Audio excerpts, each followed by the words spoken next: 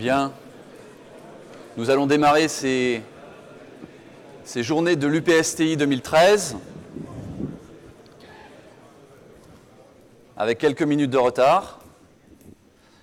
Bien, bonjour à tous, bienvenue aux journées de l'UPSTI 2013. Donc, dans une année de réforme. Donc, vous êtes nombreux cette année. Je crois qu'on a un chiffre record depuis la création de ces journées. Donc merci à vous d'être venus. Alors vous êtes venus parce que vous êtes dans l'attente. L'amphi ne va pas s'effondrer, tout va bien. Vous êtes dans l'attente d'illustration des nouveaux programmes. Donc l'équipe d'organisation des journées de l'UPSTI a essayé de construire le programme des journées de jeudi et de vendredi pour répondre à vos attentes. Donc aujourd'hui, jeudi, essentiellement, nous allons faire intervenir des chercheurs et des industriels cet après-midi qui vont nous présenter les dernières innovations technologiques dans leur domaine de pointe. Donc vous aurez des intervenants du transport spatial, de l'aéronautique, dans le domaine de l'énergie, dans le domaine de la biomécanique, dans le domaine de la réalité virtuelle. Donc on a essayé vraiment de construire un programme innovant, sur des thèmes innovants et des enjeux importants.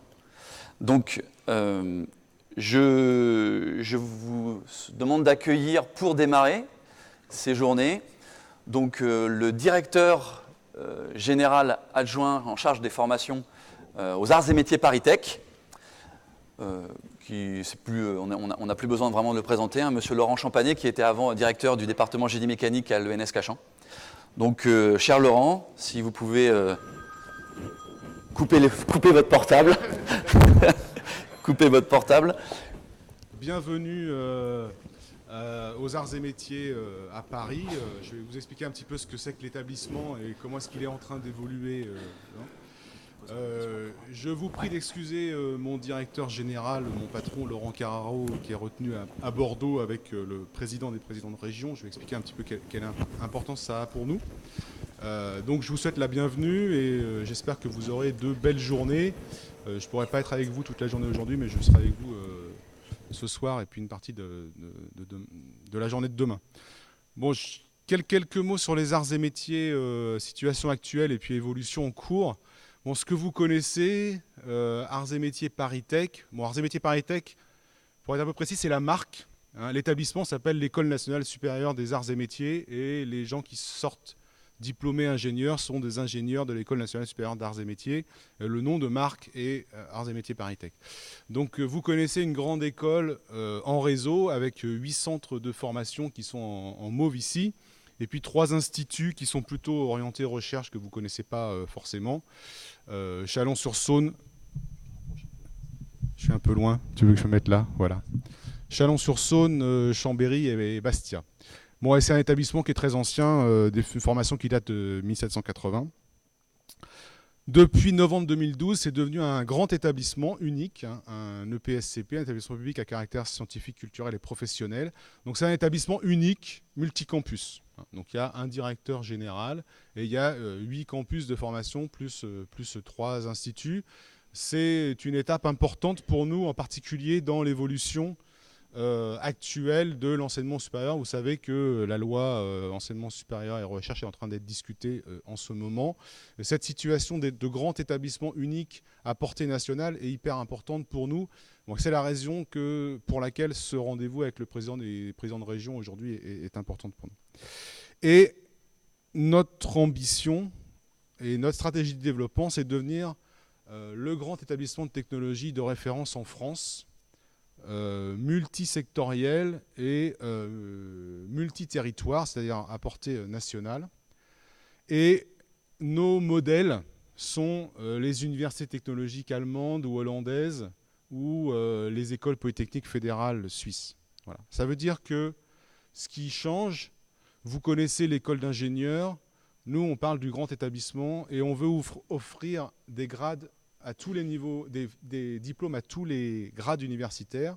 Donc on délivre un diplôme d'ingénieur qui confère le grade de master. On a une école doctorale, vous ne le savez pas forcément, mais on a une école doctorale en propre qui s'appelle Sciences et métiers de l'ingénieur. Donc on délivre un diplôme de docteur arts et métiers. Et j'en parlerai après, histoire d'être un grand établissement complet sur le modèle justement de ces universités technologiques, on va, à partir de 2014, ouvrir une formation au niveau post-bac jusqu'à un bachelor arts et métiers. Vous en avez déjà entendu parler, vous avez déjà eu l'occasion de critiquer ça, donc je veux dissiper un certain nombre de points par rapport à ça pour bien préciser ce que c'est que cette formation-là. Donc je vais me concentrer sur ces trois types de formations. Avec un point d'abord, je vais parler un petit peu pour vous situer, je vais donc rentrer par la côté formation d'ingénieur, ce qui vous concerne le plus et ce que vous connaissez le plus. Avec un petit point, je voudrais que vous soyez bien conscient de l'importance qu'a votre discours par rapport à vos élèves en ce qui concerne leur avenir. Et parce que je vais revenir dessus après. Il faut que vous soyez conscient que le message que vous transmettez à vos élèves quand vous êtes prof en classe préparatoire aux grandes écoles, et en particulier en deuxième année, a beaucoup plus de portée que le message qu'on peut leur transmettre nous quand ils sont arrivés dans nos écoles pendant les 3 ans qu'ils sont ici. Et moi, j'attribue ça au fait que quand vous êtes avec eux en deuxième année de classe prépa, vous n'êtes pas des gens qui êtes là pour les juger, pour les évaluer, vous êtes des gens qui sont là pour les accompagner, pour aller se battre contre des gens qui leur font passer des concours. Voilà. Et vous êtes des partenaires, et nous, quand ils vont venir chez nous, on va être des évaluateurs. Hein. Donc c'est hyper important, et je vais prendre un exemple, pour fâcher personne, je ne vais pas prendre un exemple qui concerne les classes prépa, mais quand j'étais à l'ENS, sur le concours post-DUT BTS, il y avait une prof dans un IUT, une prof qui n'était jamais venue à l'ENS de Cachan, et qui disait à ses étudiants: si vous ne vous classez pas l'ENS de Cachan en premier sur ce concours, jamais vous ne serez convoqué à l'oral. Ce qui était absolument faux. Il y avait la moitié des gens qui avaient mis l'ENS en 2, 3 ou 4e position qui étaient convoqués. Voilà. Et j'ai expliqué ça à des étudiants et ils nous dit: on ne vous croit pas. Voilà. Par contre, la prof qui est là-bas, qui nous a passé le concours, elle a raison, bien qu'elle n'en sache absolument rien. Donc voilà, mesurez la portée de vos messages vers vos élèves. Voilà, donc un petit point sur les recrutements pour vous donner une idée de la diversité des recrutements à l'entrée en formation d'ingénieur. En septembre 2012, on a recruté 1060 étudiants sur des filières très diverses. Je veux juste aborder un point. Vous voyez que la filière PT représente la moitié, toujours un peu plus de la moitié de notre filière de recrutement. Donc c'est vraiment notre grosse filière de recrutement. Un point important qui est que vous voyez les recrutés dans la première colonne et vous voyez les cibles, c'est-à-dire que les places ouvertes au concours, on atteint nos cibles. Et vous savez qu'actuellement, il y a beaucoup d'écoles qui n'arrivent plus à atteindre leurs cibles en termes de recrutement. Donc on atteint nos cibles et notre question c'est: pendant combien de temps encore? Voilà, je pense que c'est une question que vous vous posez aussi. Voilà, je pourrais commenter ces chiffres après si vous le voulez, ça je passe. Bon. Alors sur la formation d'ingénieur, il y a un certain nombre de questions qui se posent dont je voudrais parler avec vous assez rapidement. Qu'est-ce que c'est qu'un ingénieur arts et métiers? C'est un petit peu compliqué pour nous de le dire actuellement parce qu'on a une formation qui est hyper compliquée, qui est hyper difficile à lire. Et l'un de mes travaux est de justement clarifier cette formation. L'objectif général par rapport à la notion de grand établissement technologique, c'est de mettre, vous voyez qu'on veut afficher et assumer l'intitulé d'ingénieur technologue. Donc la technologie est un point central dans notre formation. On veut avoir une formation qui passe par la technologie, une formation qui passe par beaucoup d'aspects pratiques, beaucoup d'aspects de réalisation, et on assume ça. Je ne vais pas dire qu'on refuse l'intitulé d'ingénieur manager. Il y a des écoles qui sont bien mieux placées que nous là-dessus. Forcément, nos élèves diplômés ingénieurs seront des managers. Mais nous, on préfère qu'ils soient des technologues avant tout. Et pour ça, la place que vous donnez à la technologie dans votre message est hyper importante parce qu'on a beaucoup d'élèves qui viennent en disant: moi, monsieur, je veux être un manager, je veux faire un double diplôme, arts et métiers, je ne sais pas, HEC. Voilà. Et je me bats, moi, avec des étudiants qui veulent faire ce genre de cursus. Alors qu'en sortie, il y a un tas d'industriels qui me disent: nous, on veut des ingénieurs de production. Voilà, j'étais chez Airbus SAS à Toulouse, devant le patron d'Airbus, qui me disait: mais pourquoi vos ingénieurs veulent tous faire de la stratégie, de la finance, tout ça en sortant d'école, alors que moi, mes jobs, Hein, j'ai 15 000 ouvriers, j'ai 15 000 personnes qui travaillent en usine. J'ai développé la 350, j'ai développé la 380, j'ai développé la 400M. Maintenant, il faut que je produise. Et il me faut des ingénieurs de production pour faire ça. Et je ne les trouve pas. Voilà. Donc on veut fournir ces gens-là. Mais il faut que vous nous aidiez pour que les jeunes qui viennent chez nous, ils aient cette idée qu'il y a des postes intéressants dans le domaine de la production, dans le domaine de l'ingénierie en France, et que les seules carrières qui sont valorisantes ne sont pas que les seules carrières du management et de la finance.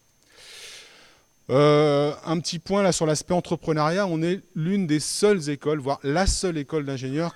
Tout le monde dit il faut que les jeunes soient entreprenants, créent des entreprises, créent de l'emploi en France. On est la seule, toutes les écoles en parlent, on est la seule qui passe à l'action. On a une formation spécialisée de dernière année qui s'appelle création d'entreprises et développement d'activités, où on accompagne des jeunes qui veulent voir s'ils sont capables, s'ils ont un projet. On privilégie surtout des gens qui ont des projets centrés autour d'une innovation technique et qui essayent de passer à la création d'entreprises en basculant après dans nos incubateurs en sortie. Voilà. Un point un peu particulier qui peut vous intéresser, actuellement on propose la même formation en première et en deuxième année dans tous nos centres de formation, donc les 7 centres de province et plus la deuxième année sur Paris. On est dans une démarche où les centres en province vont s'adapter au secteur industriel qui les entoure, histoire que la formation, qui va rester une formation centrée autour des grands domaines au sens assez large du génie mécanique, du génie industriel et de la productique,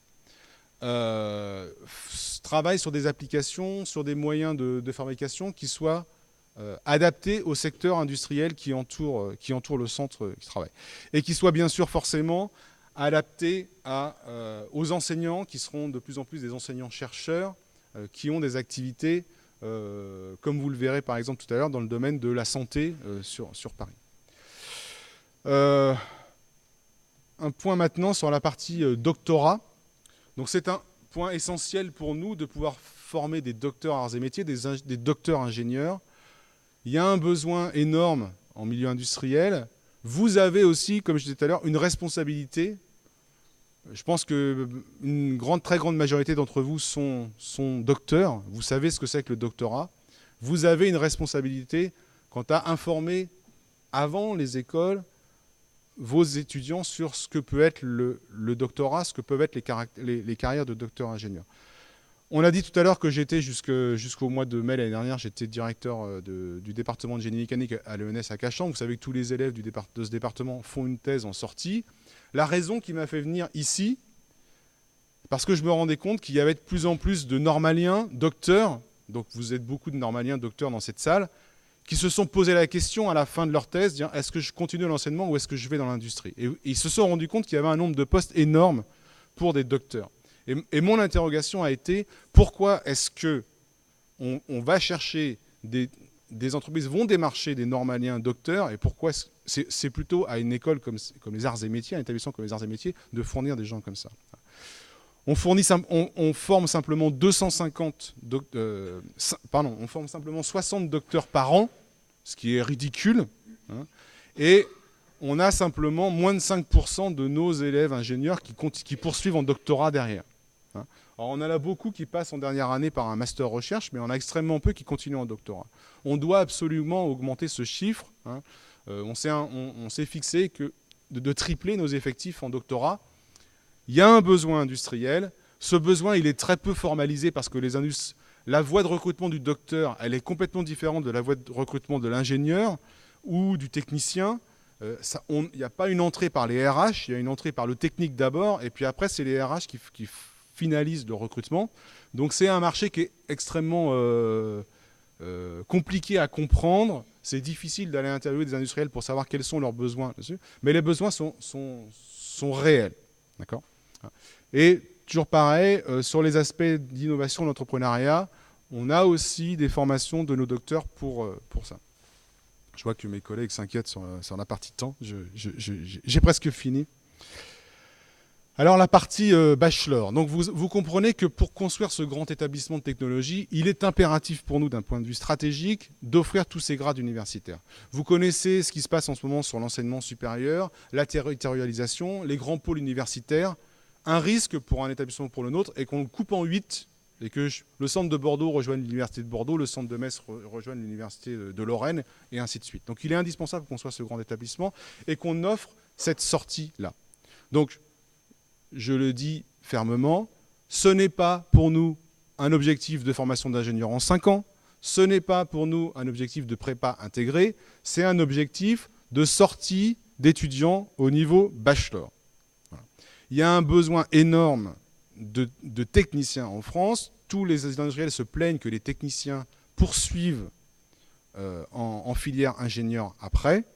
Donc, on a voulu se positionner sur ce marché-là et on travaille avec des industriels pour qu'ils nous expriment quels sont les besoins attendus à un niveau technicien plus, un niveau licence. On travaille avec le ministère pour que ce diplôme de bachelor arts et métiers, qu'on a voulu appeler bachelor pour le différencier du niveau licence, mais que ce diplôme confère le grade de licence, pour savoir quels sont les besoins en France à ce niveau-là. Les publics, là je le dis fermement aussi, nous sommes positionnés sur les STI 2D parce que nous ne voulons pas rentrer en concurrence avec les formations sur lesquelles vous travaillez, vous. Alors vous allez me dire, vous voulez tuer les TSI? Je vais vous répondre non. Dans mon esprit, un très bon élève bachelier STI 2D a plus intérêt à passer par une prépa TSI pour venir faire une filière ingénieur aux arts et métiers plutôt que de passer par ce bachelor-là. Notre objectif est comment est-ce qu'on va travailler. Cet après-midi, je vais aller parler aux IAIPR de STI de France que Norbert Perrault réunit à Janson-de-Sailly. On va travailler avec l'aide des anciens élèves de l'école, donc la Société des ingénieurs arts et métiers, on va manger là-bas ce soir, pour qu'ils aillent faire du parrainage de jeunes en lycée dès la première, en bac STI. L'idée étant d'aller détecter des jeunes qui ne sont pas forcément les meilleurs, qui ont sans doute des difficultés pour travailler les domaines scientifiques, mais par contre qui ont des aptitudes fortes sur les aspects techniques, pour leur proposer une formation essentielle, avec une entrée essentielle par la technique, pour les amener doucement aux sciences.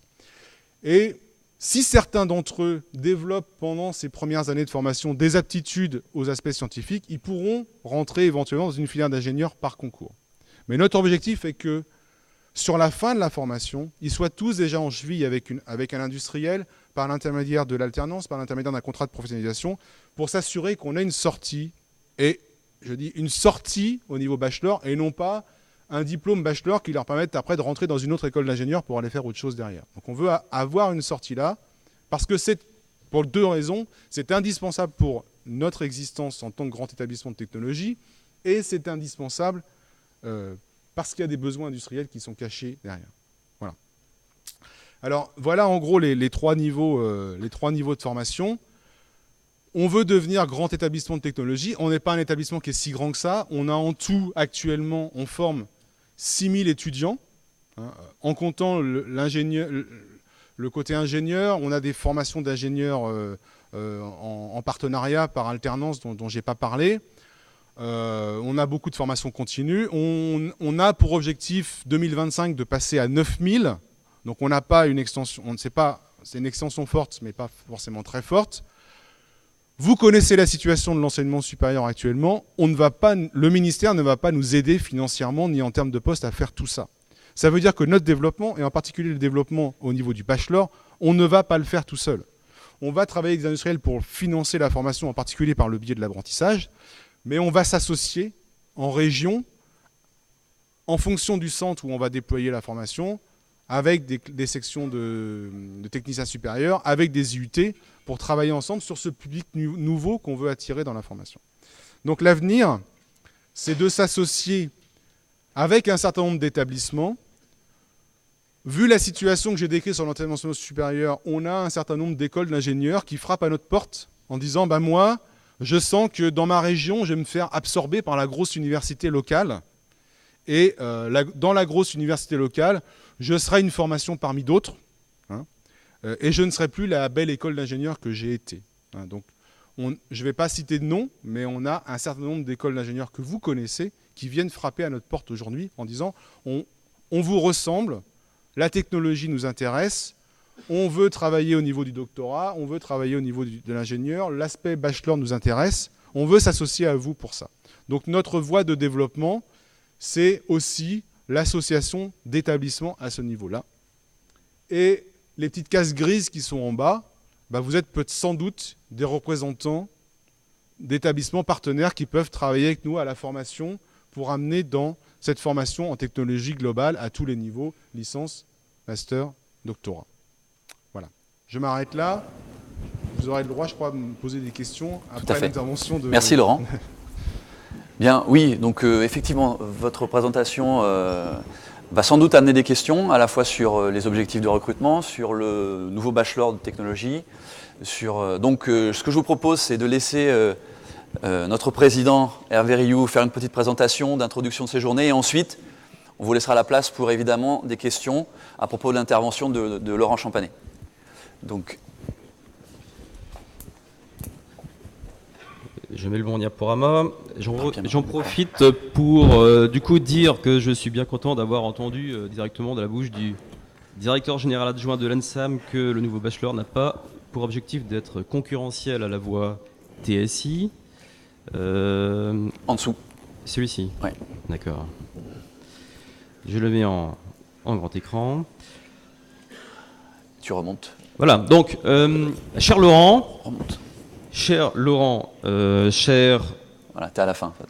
Hop, cher Laurent, cher Claude, Alain, mes collègues et inspecteurs généraux, Monsieur Diran, que j'ai vu arriver en cours de route, le nouveau président du concours TIPE qui se joint à nous avec grand plaisir, et puis, mesdames et messieurs, mes chers collègues, professeurs, vous qui enseignez les sciences de l'ingénieur en classe préparatoire, je vous souhaite à toutes et à tous la bienvenue à ce colloque de l'UPSTI pour son édition 2013, et en mon nom et au titre de l'association UPSTI que je préside, eh bien, je dois dire que je suis extrêmement heureux aujourd'hui d'être dans cette belle et prestigieuse école Arts et Métiers ParisTech pour organiser ce colloque annuel de notre association.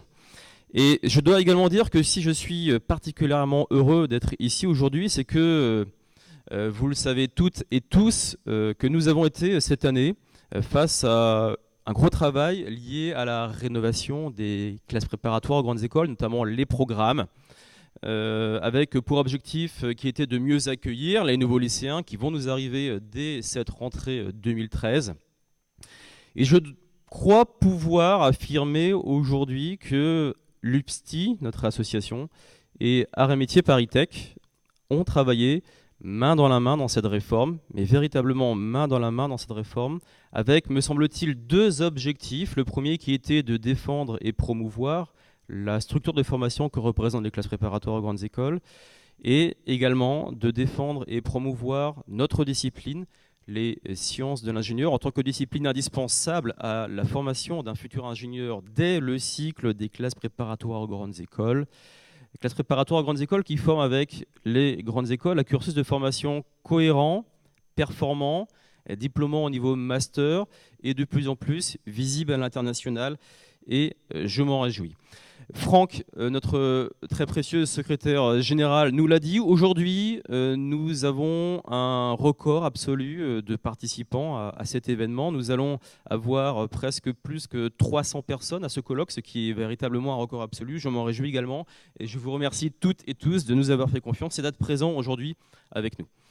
Je reviens sur mon idée de véritable travail main dans la main entre l'UPSTI et Arts et Métiers ParisTech. Et je pense que si effectivement nous avons des valeurs communes à défendre, c'est parce que nous et Arts et Métiers avons véritablement compris que finalement, qui mieux que les sciences de l'ingénieur peuvent intégrer dans la formation les innovations technologiques, qui mieux que les sciences de l'ingénieur peuvent intégrer dans la formation les innovations industrielles, qui mieux que les sciences de l'ingénieur peuvent enseigner à nos jeunes étudiants la démarche de l'ingénieur et la capacité à résoudre un problème complexe au niveau ingénierie, qui mieux que les sciences de l'ingénieur, eh bien, véritablement pas grand monde, ce qui justifie notre présence dans la formation et ce qui, me semble-t-il, également justifie le fait que nous devions renforcer notre notre présence dans cette formation d'ingénieur. Et si je me permets de dire cela, c'est parce que je me base simplement sur des faits très clairs, comme celui que je vous présente actuellement à l'écran. Ce qui était projeté actuellement à l'écran correspond à un certain nombre d'innovations industrielles sur lesquelles nous, en sciences de l'ingénieur, nous nous appuyons pour former nos étudiants et ainsi évaluer leurs compétences. Et je me suis permis de faire un petit décompte. Il se trouve que depuis la création véritable des sciences de l'ingénieur, eh bien, nous avons utilisé, à travers nos évaluations, à travers nos enseignements, plus de 200 innovations industrielles au sein de l'éducation nationale. Donc, qui mieux que les sciences de l'ingénieur peuvent rapprocher l'entreprise, l'industrie, l'innovation et le monde de l'éducation? Eh bien, bien sûr, c'est nous. Au travers des vocations pour les parcours scientifiques et industriels, via, je pense notamment à ce que l'UPSTI a créé, le concours des Olympiades de sciences de l'ingénieur, eh bien, là encore, un petit décompte très simple nous permet de dire qu'aujourd'hui, après seulement 4 ans d'existence de ce concours, eh bien, nos jeunes lycéens qui suivent un enseignement de sciences de l'ingénieur au lycée, j'insiste, au lycée, ont créé, au jour d'aujourd'hui, plus de 1500 innovations technologiques qui, pour certaines d'entre elles, sont en passe d'être brevetées. Voilà ce que représentent les SI, voilà ce que représente notre capacité tous ensemble à rapprocher l'industrie, l'innovation, les sciences et les technologies avec l'éducation. Et cela, évidemment, ne se limite pas à la France, car ici, vous avez une photo de 3 jeunes élèves qui, aujourd'hui, sont en classe préparatoire, qui, à l'époque de la photo, étaient lycéennes, qui suivaient un enseignement en sciences de l'ingénieur. Ce sont les 3 lycéennes qui ont gagné le concours des Olympiades de sciences de l'ingénieur il y a 2 ans. Il se trouve que l'année dernière, elles ont participé à un concours international. Voilà. Et si elles sont présentes sur la scène, sur cette photo, c'est qu'elles ont gagné un prix. Elles ont gagné le prix de l'ingénierie. Le prix de l'ingénierie face à plus de 40 000 candidats au niveau international. Voilà. Voilà ce que représentent les sciences de l'ingénieur en France. Voilà notre capacité à véritablement promouvoir notre savoir-faire dans le domaine de l'ingénierie, y compris au niveau international. Voilà une cartographie de ce que représente l'ouverture des sciences de l'ingénieur, au moins au début. Au niveau international, j'ai mis ici l'ensemble des pays qui ont déjà intégré cet enseignement à leur cursus de formation ou alors qui ont démontré un véritable intérêt à le faire. J'avais déjà montré cette carte il y a 2 ans. Je suis heureux de dire qu'aujourd'hui, il y a encore plus de pays inscrits sur cette carte. Et de nouveau, comme il y a 2 ans, comme l'année dernière également, nous avons quelques collègues algériens qui sont présents avec nous aujourd'hui et nous les accueillons avec très grand plaisir. Et je pense que si tous ces beaux résultats ont été possibles, c'est parce que véritablement la communauté des sciences de l'ingénieur, notre communauté, l'UPSTI, s'est engagée dans tout un tas de combats qui me semblent importants et indispensables, des combats liés à la formation, aux sciences et à la technologie, à l'ingénierie et à l'industrie, à l'ouverture sociale, à l'innovation et aussi à l'international. Il faut que cela perdure et croyez bien que nous faisons en sorte que cela effectivement perdure. Alors, Franck nous l'a dit il y a quelques minutes, le programme de ces journées a été constitué de manière à répondre à vos questions, notamment vis-à-vis de la réforme des classes préparatoires. Et je serais véritablement heureux si à la fin de ces journées, nous répondions à 3 questions très simples. La première, c'est quel peut être l'apport de l'ingénierie système dans nos enseignements, ingénierie système qui fait une véritable entrée significative dans nos programmes.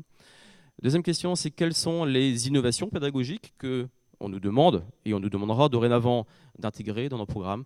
Et troisième question est quelles sont les évolutions de la structure de formation des classes préparatoires auxquelles il faut se préparer dès aujourd'hui. Avant de conclure, je finirai par remercier plusieurs personnes, et elles sont nombreuses. Ce sont toutes celles du conseil de l'UPSTI qui ont participé à l'organisation de ce colloque et toutes celles des arts et métiers Paritech également qui nous ont aidés à l'organisation de ce colloque. Je peux vous promettre que c'est un exercice qui est extrêmement difficile d'organiser un colloque à plus de 300 personnes, mais ils l'ont fait pour nous, pour notre plus grand bonheur. Je pense qu'on peut chaleureusement les remercier. Et en tout cas, à toutes et à tous, je vous souhaite d'excellentes journées de l'UPSTI 2013. Merci. Des questions ? Oui.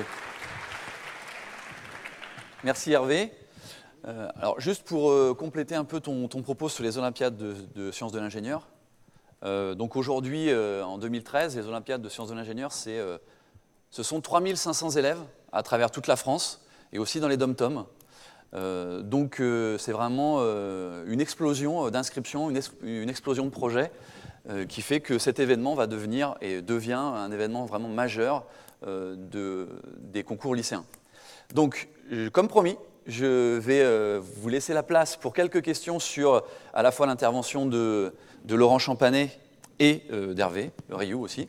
Donc, si vous avez des questions, n'hésitez pas à lever le bras et on vous apporte un micro. François Motard, professeur au lycée Gustave Eiffel de Bordeaux.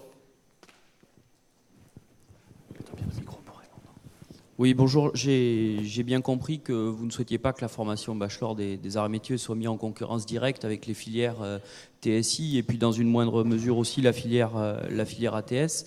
Ça représente quasiment 50 places de débouchés pour les classes préparatoires. En pratique, comment ça va se passer pour éviter cette mise en concurrence et permettre à chacun de travailler sereinement ? Alors vous connaissez le mode de recrutement au niveau bac, hein, donc le système admission post-bac.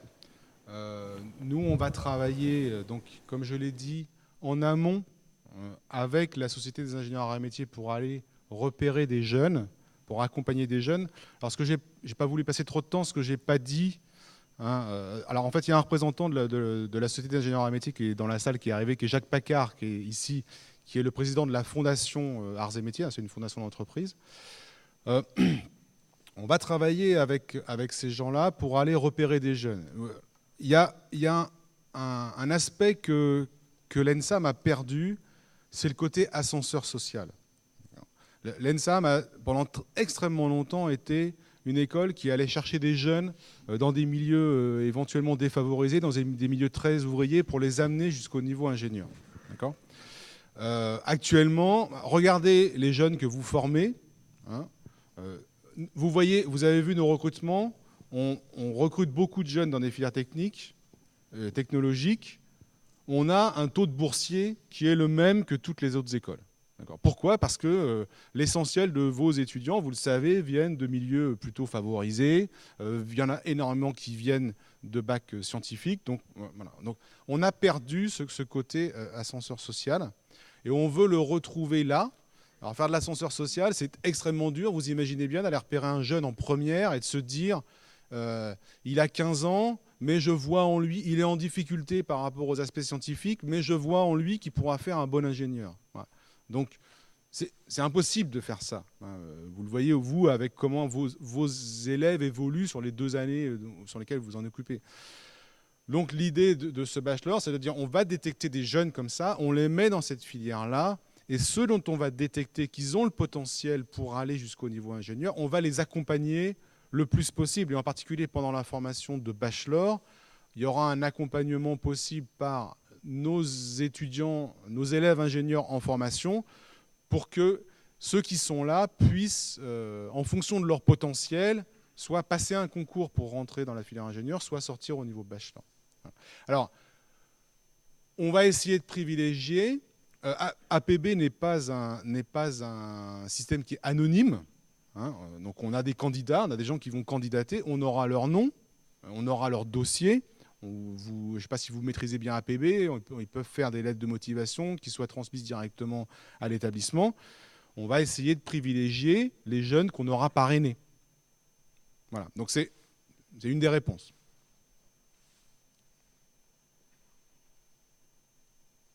D'autres questions ? Allez, Pas d'autres questions ? Si je peux continuer sur ce point-là, vous voyez que l'idée pour nous, c'est d'essayer d'attirer jusqu'au niveau ingénieur des jeunes, un public éventuellement différent qui n'y serait pas venu naturellement. Vous connaissez la difficulté en fait du bac technologique et du fait surtout que, alors on a entendu parler de quotas. Moi, j'aime pas du tout l'idée de quotas de bacheliers technologiques dans les IUT. Bon, y a trop peu de place pour ces bacheliers-là actuellement dans l'enseignement supérieur, et on a un détournement total. Les bacs scientifiques trustent toutes les classes prépa et puis beaucoup l'IUT. Les bacheliers technologiques se tournent vers les BTS. Les bacs pro sont détournés. Bon, on veut essayer de remettre un peu participer à une remise en ordre dans ce système-là. J'ai parlé tout à l'heure des inquiétudes qu'on avait par rapport à une baisse possible des recrutements sur les filières que vous représentez. On veut aussi, quand j'ai parlé d'extension, travailler à attirer d'autres publics dans ces formations-là, et surtout dans notre formation d'ingénieur. Et parmi les autres publics, vous savez très bien qu'on envoie dans les filières PACES énormément de très bons bacheliers scientifiques qui feraient mieux de venir dans des filières de formation post-bac pour aller jusqu'à un niveau ingénieur. Voilà. Là, on a un travail collectif à faire là-dessus. Et ça, pour moi, c'est du nouveau public qu'on doit amener dans nos filières de formation. Et on a aussi tout le public des étrangers et alors en particulier des étudiants étrangers qui sont dans les lycées français à l'étranger, qu'on doit amener dans nos formations en ingénierie et en technologie en France. Voilà. Donc c'est pour ça que je dis, on ne cherche pas à être concurrent par rapport à ce que vous faites en ce moment. J'ai dit qu'on n'allait pas avoir les moyens pour construire de manière autonome des nouvelles filières de formation. On veut travailler avec vous pour amener des publics nouveaux dans nos formations post-bac dans le domaine de l'ingénierie et des technologies. Une question ? Monsieur Paccard.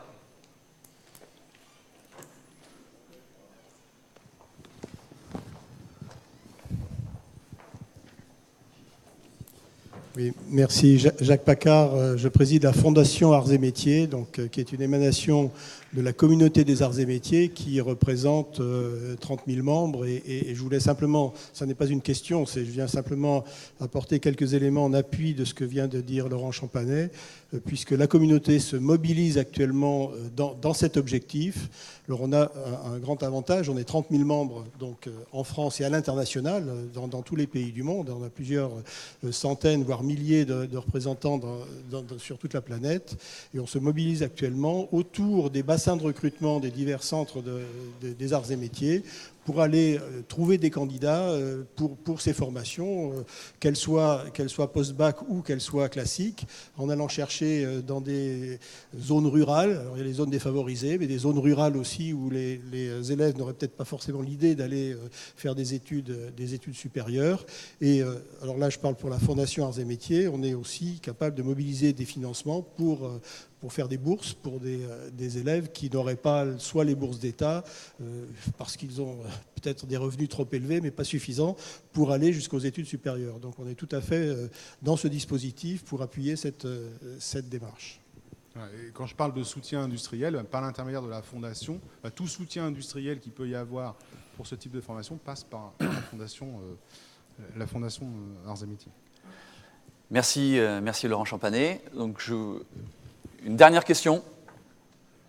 Jean-Paul, une dernière question et ensuite il va falloir... Moi j'aurais voulu savoir comment se positionne la filière arts et métiers par rapport à la filière professionnelle. Le bac professionnel, c'est ça ? Bac professionnel. Oui. J'ai pas forcément de réponse là-dessus. On n'a pas c'est pas quelque chose qu'on a étudié. C'est-à-dire venir chercher des jeunes en bac pro, c'est ça ? On s'intéresse, alors à l'occasion de la construction de ce bachelor, je vais prendre un exemple, on est allé étudier un exemple de prépa TSI en 3 ans à Monceau-les-Mines, voilà, destiné à des bacheliers pro. Voilà. On regarde, voilà, je dis, l'idée pour nous, voilà, c'est d'amener des publics nouveaux jusqu'au niveau le plus élevé possible dans le domaine de l'ingénierie et de la technologie. Si ces publics-là sont au niveau des bacheliers professionnels, tant mieux. Voilà. L'idée, c'est que, je le répète, on n'est pas soutenu financièrement, on fait ça avec nos moyens. On a fort heureusement toute la communauté des ingénieurs arts et métiers qui se sont mobilisés tout de suite et dans toute la France pour dire on est prêt à aller dans les lycées faire du parrainage. Voilà, des lycées, rien qu'en se positionnant simplement sur les sections STI2D, il y a déjà de nombreux lycées et de nombreuses sections. Vous imaginez bien qu'aller parrainer des jeunes, ça ne se fait pas tout seul. Il faut passer par les proviseurs des lycées, par les chefs des travaux. Il faut arriver doucement dans le lycée. On ne débarque pas un jour en disant je viens vous parrainer, je vais en choisir un parmi vous. Il faut travailler avec les familles. Donc c'est quelque chose relativement. Donc on s'est focalisé sur les bacs techno. Pourquoi pas un jour étendre ça à d'autres types. On est convaincu, parce que c'est ce qu'on a vu par le passé aux arts et métiers, qu'il y a dans nos lycées, au sens très large, des jeunes qui ont un fort potentiel et qui ont des fortes capacités techniques, qui ont bien évidemment des difficultés par rapport aux sciences. Et dans notre système où l'enseignement supérieur est essentiellement basé sur une entrée par les sciences, on sait qu'ils ne vont pas y arriver. On envoie au casse-pipe des bacheliers pros. J'ai beaucoup de collègues qui travaillent à l'université, qui essaient de monter des formations pour les bacheliers pros. Ils disent que c'est un carnage. Personne ne ressort de ces formations-là. Voilà, l'entrée par les sciences n'est pas la bonne. Il faut une voie, il faut les formations qui soient différentes, avec une pédagogie différente pour ces jeunes-là dans l'enseignement supérieur. Voilà. Quand on sera plus fort à ce niveau-là, quand on aura plus de gens pour travailler avec nous, on s'intéressera aux bacheliers pro. Dernière. Bernard Bouvier, enseignant en PT à Voiron. Comment est-ce que Arts et Métiers ParisTech vit la désindustrialisation de la France et comment elle voit l'avenir? Elle le vit de manière surprenante, en ce sens que le message qu'on a des industriels n'est pas « on n'a plus besoin d'ingénieurs de production parce qu'on n'a plus d'industrie en France ». Le message est « on produit en France et on n'a pas d'ingénieurs de production ». Donc, désindustrialisation, oui peut-être, mais actuellement, je vais prendre un exemple. On travaille, alors quand je parlais de rapprochement d'écoles, on a par exemple une école que vous connaissez peut-être, c'est tout petit, qui s'appelle l'École supérieure de forge et de fonderie, qui représente un syndicat de la forge, un syndicat des forgerons. C'est des entreprises petites qui sont des entreprises familiales pour la plupart. Ils se sont spécialisés sur des grosses pièces très massives, mais très techniques d'un point de vue production par la forge, avec de nombreuses passes. Ils ont besoin d'ingénieurs pour construire les gammes et pour gérer la production. Est-ce que vos jeunes en classe prépa s'intéressent à la forge? Voilà, question. Est-ce qu'ils savent ce que c'est? Est-ce qu'ils ont envie d'aller travailler dans les métiers de la forge, qui sont pourtant des métiers hautement techniques, voilà. Et malheureusement, pour nous, on initie tous nos étudiants en formation aux arts et métiers à la forge, avec par endroits dans certains centres des forges qui ressemblent à la mauvaise image qu'on a de la forge, quoi. Voilà, au côté Zola. Bon. Mais entretenir une forge, voilà, j'étais hier à Bordeaux, j'ai vu de la belle forge, voilà. Mais c'est pas partout pareil, quoi. Voilà. Et faut des moyens pour entretenir des beaux équipements. Et on a globalement dans nos établissements des super beaux équipements qui représentent exactement la réalité industrielle. Mais il faut entretenir tout ça. Voilà. Donc quand on dit désindustrialisation, en ce moment, je dis plutôt manque de jeunes motivés pour aller produire en France. Bien, merci. Donc, on va enchaîner. Donc, on aurait pu aussi citer l'exemple de la fonderie, qui devient un métier hyper technique et pour notamment l'aérospatiale, et qui manque cruellement aussi d'ingénieurs pour... Typiquement sur la fonderie, nous on a des centres qui se sont mis, où il y a de la recherche dans le domaine de la fonderie, fonderie magnésium, fonderie haute pression. Voilà, on travaille sur ces métiers-là. Mais je le dis une dernière fois, vous avez tous un rôle hyper important pour faire que les jeunes qui sont en formation chez vous s'intéressent à ça. Parce qu'intéresser un jeune entre 18 et 20 ans à la fonderie, il y a du boulot. Voilà. Merci. Merci. Alors,